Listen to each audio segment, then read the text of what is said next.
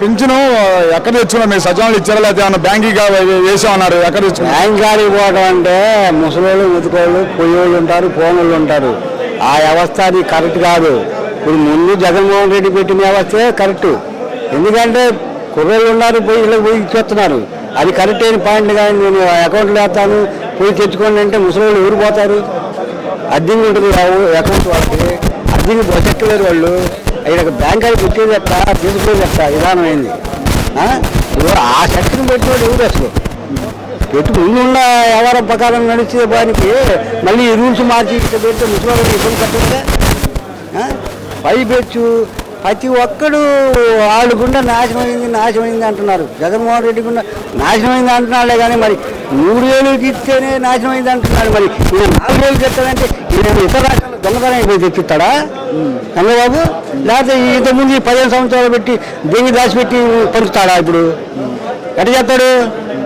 3 వేలు ఇస్తే నాశనం అవుతుంది రాష్ట్రం అంటున్నాడు.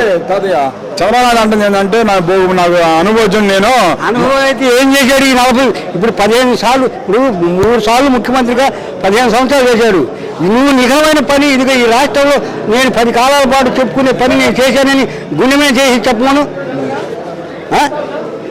మరి జగన్మోహన్ రెడ్డి నేను ఇది పని చేశాను నీకు నచ్చితే ఏంటి లేదు నీకు నేను చేసిన పని నీకు నీ పాల తిన్నాననుకుంటేనే ఏమి లేకపోతే వేయి కాకుండా అన్నాడు. మరి ఆ మాట అనే దమ్ము నీ కాదు లేదుగా, చెప్పుకునే మాట నీ కాదు లేదుగా. నువ్వు చేసిన పని లేకపోతే నువ్వేం చెప్పుకుంటా? ఇప్పుడు ఒక ఊళ్ళల్లో పంచాయతీ ఆఫీసుల్లో కానీ పంచాయతీ ప్రెసిడెంట్లు కానీ ఈ వ్యవస్థల్ని నాశనం చేస్తుంది ఊళ్ళల్లో నాయకులే.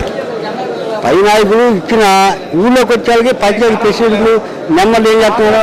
ఆ వర్గం వాడవా, ఈ వర్గం మనవాడుగా, వాడికి ఈడరా వీడికి ఈడరా అని చెప్పి ఇల్లు వర్గాలు వాళ్ళు చూసుకుంటున్నారు. కానీ పక్కోడికి ఈట్లా నాయకులు ఏమంటారు? మొత్తాన్ని అన్ని కులాలకి ఇవ్వమంటున్నారు.